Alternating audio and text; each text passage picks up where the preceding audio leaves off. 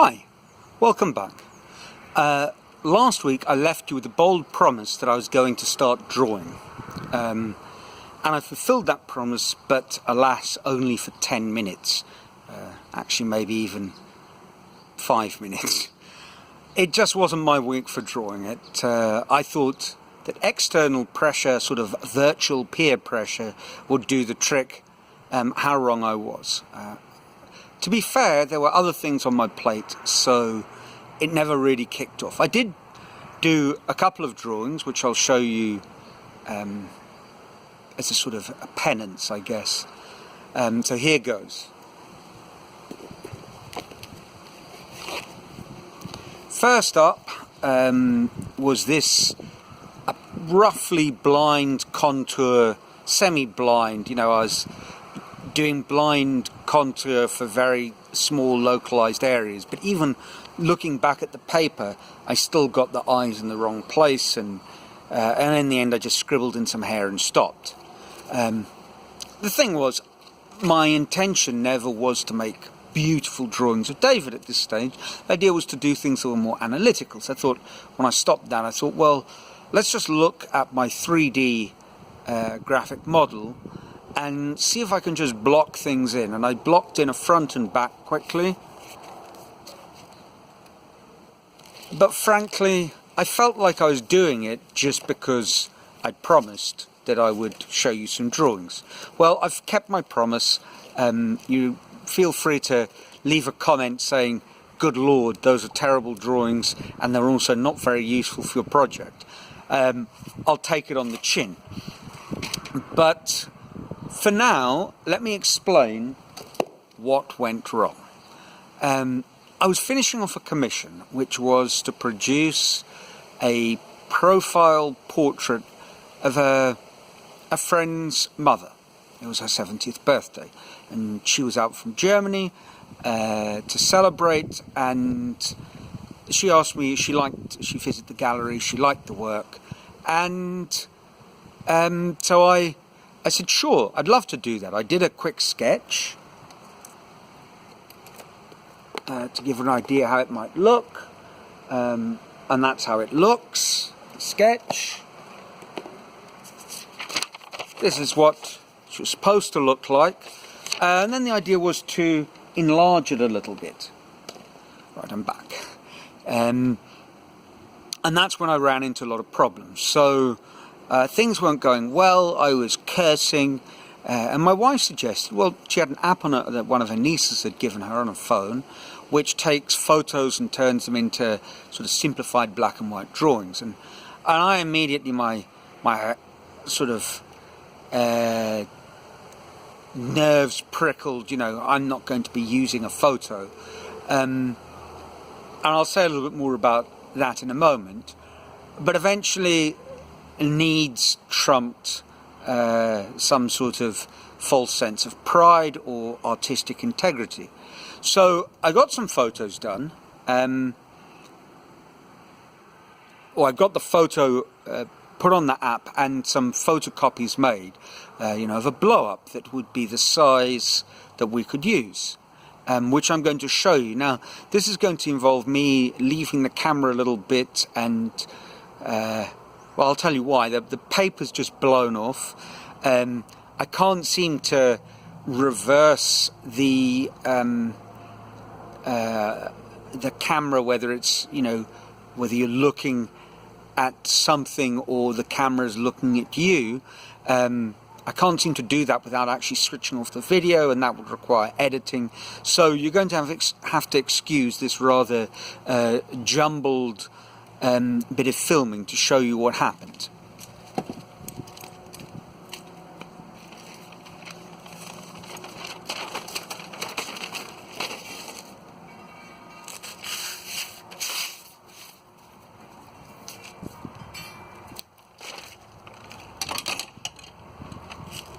Right, I'm back again. So what I'm going to just do is see if I can film this.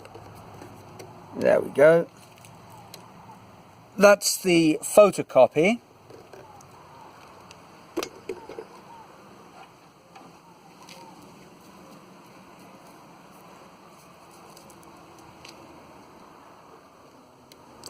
and then that's the finished sculpture, you know, that I looked through and tried to get the positioning right.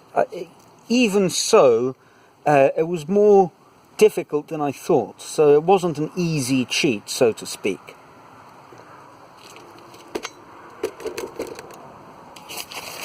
And if I can just you know, see if we can hold up the blue background, probably you can see more easily. You know, she worked out fairly nicely.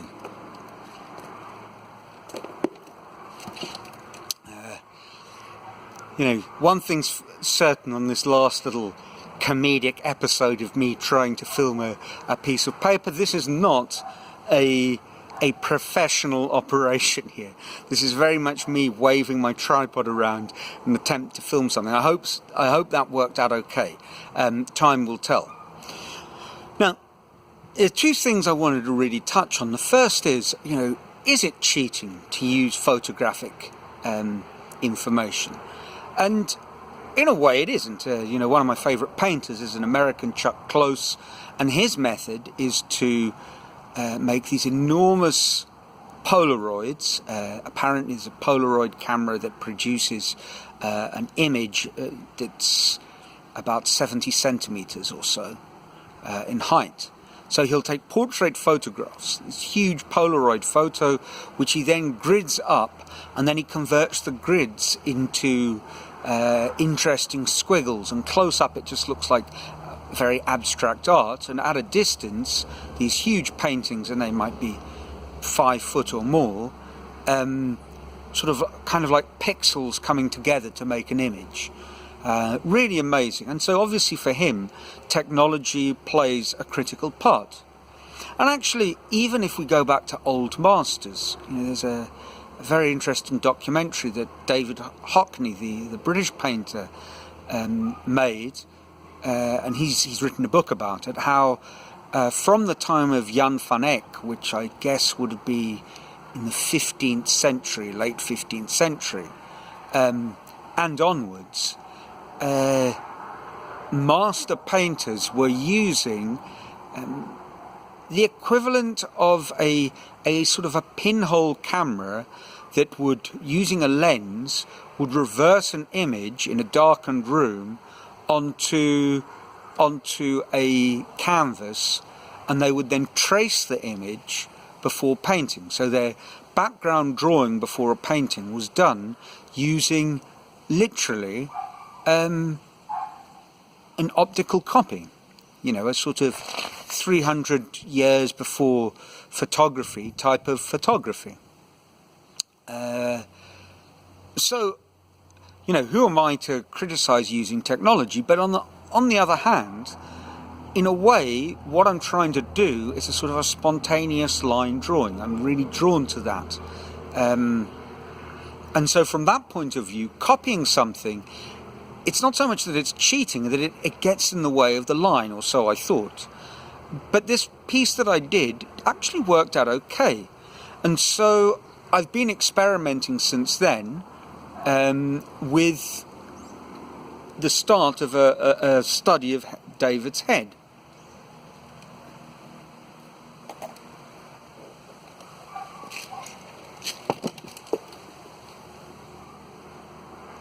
Which actually I've just sat on, which is rather unfortunate, but he's pretty sturdy.